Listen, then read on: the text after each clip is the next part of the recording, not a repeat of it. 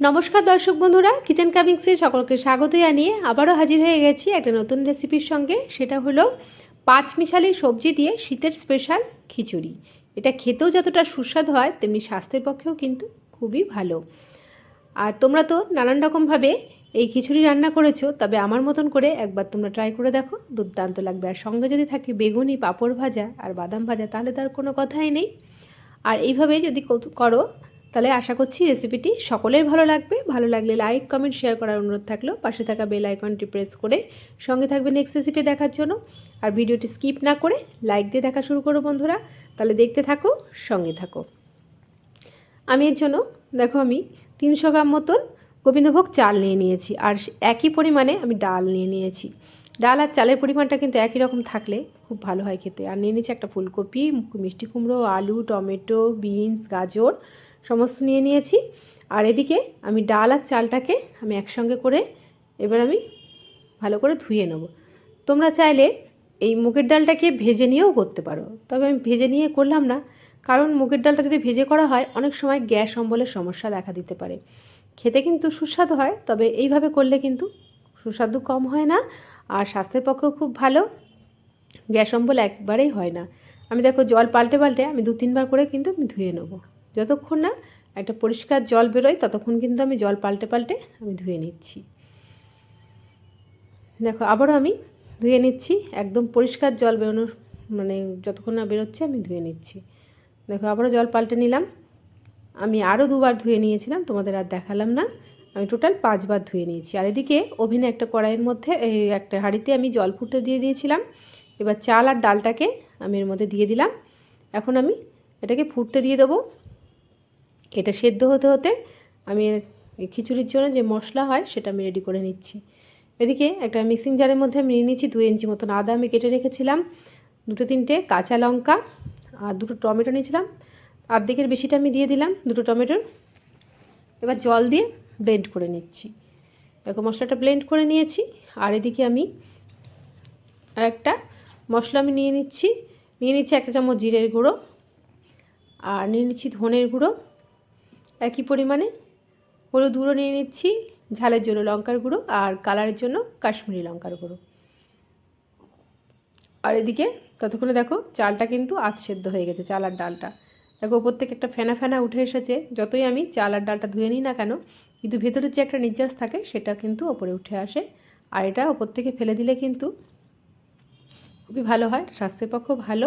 আর খিচুড়ির কালারটাও কিন্তু সুন্দর আসে, একদম পারফেক্ট কালার চলে আসে। এটা উপরে জমে থাকলে অনেক সময় একটা কালচে কালচে ভাব আসে, তাই পুরো ফেনাটা তুলে ফেলে দিলাম। আর এদিকে দিয়ে দিচ্ছি একটু স্বাদ মতন লবণ, আর পরিমাণ মতন হলুদ গুঁড়ো দিয়ে দেবো। দিয়ে আমি এটাকে ঢাকনা দিয়ে আমি এটাকে ফুটতে দেবো। এটা সেদ্ধ হতে হতে আমি এদিকে খিচুড়ির যে সবজিগুলো আছে সেগুলোকে আমি এদিকে রেডি করে নিচ্ছি, ফ্রাই করে নিচ্ছি। আমি ঢাকনা দিয়ে দেবো, এদিকে ফুটতে থাকুক। এদিকে ততক্ষণে আমি সবজিগুলোকে রেডি করে নিচ্ছি। এটা কড়াই বসিয়ে দিয়েছি ওভেনে। এবার আমি দিয়ে দেবো সর্ষের তেলের মধ্যে। কড়াইতে সর্ষের তেল দিয়ে দিলাম। সর্ষের তেলটা খিচুড়িতে পারফেক্ট খিচুড়ির জন্য। তেলটা গরম হয়ে গেছে। এখন আমি ফোড়নে দিয়ে দিচ্ছি গোটা জিরে, আর গোটা এলাচ, লবঙ্গ, দারচিনি, গোটা গরম মশলা, আর 2টো শুকনো লঙ্কা আমি এভাবে চিড়ে দিলাম, আর দিয়ে দেবো তেজপাতা। এবার এই সব মশলাগুলোকে সুন্দর করে আমি একটু ফ্রাই করে নিচ্ছি, একটা সুন্দর ফ্লেভার আসা পর্যন্ত 10 থেকে 15 সেকেন্ড আমি ফ্রাই করে নিলাম। এবার একে একে সবজিগুলোকে আমি অ্যাড করে দিচ্ছি। প্রথমে দিচ্ছি আলু। আলুটা যেহেতু সেদ্ধ হতে দেরি হয় তার জন্য আমি প্রথমেই আলুটা দিয়ে দেবো। আলুটাকে একটু লাল লাল করে ফ্রাই করে নেব।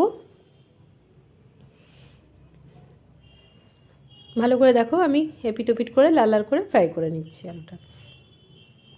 আর দিয়ে দিচ্ছি একটু হলুদ গুঁড়ো কালারের জন্য। হলুদটা দিলে খুব সুন্দর একটা কালার চলে আসে। এবার দেখো একটু অর্ধেক ভাজা হয়ে গেলে আমি ফুলকপিগুলোও অ্যাড করে দিচ্ছি। এবার আলু আর ফুলকপিটা আমি ভেজে নেবো। ফুলকপিটাকে আমি একটু জল দিয়ে ভাপ দিয়ে নিয়েছিলাম অফ ক্যামেরায়।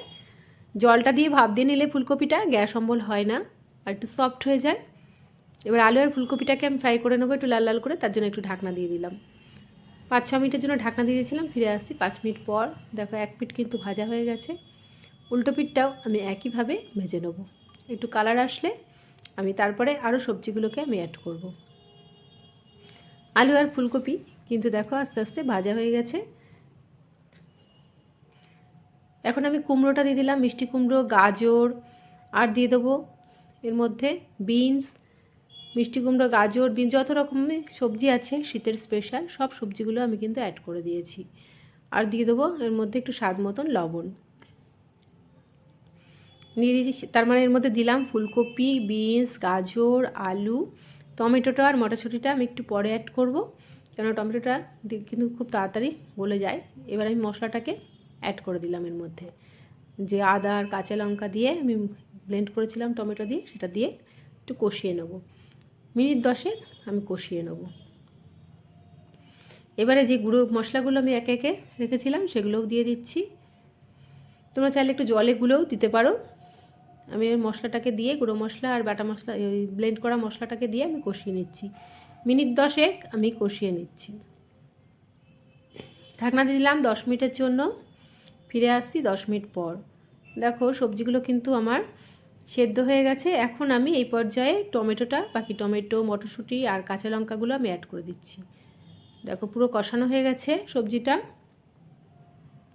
এখন আমি এটা খিচুড়িতে অ্যাড করব। খুব সুন্দর করে আমি কিন্তু সবজিগুলোকে কষিয়ে নিয়েছি, যাতে একটুও কাঁচা গন্ধ না থাকে। এইভাবে খিচুড়িটা রান্না করলে শীতের স্পেশাল খিচুড়িটা কিন্তু দারুণ জমে যায়। এদিকে ততক্ষণে দেখো চাল আর ডালটা কিন্তু সেদ্ধ হয়ে গেছে, পুরোপুরি সেদ্ধ হয়ে গেছে।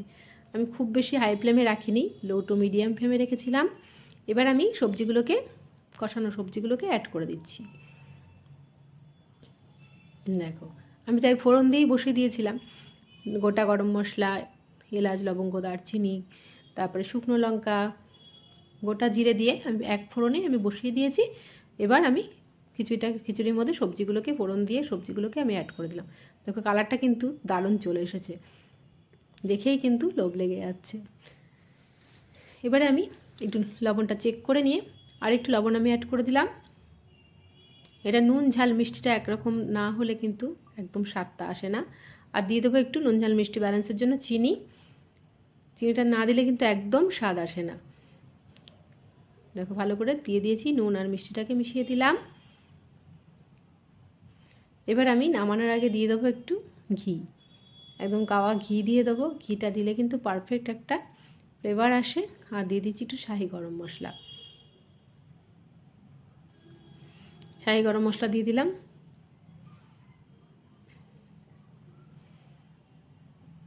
এবার আমি ঢাকনা দিয়ে দিয়েছিলাম স্ট্যান্ডিং টাইমে রেখে। ফিরে আসছি 5 মিনিট পর। দেখো কতটা সুন্দর হয়েছে, আর দারুণ একটা সুঘ্রাণ বেরিয়েছে।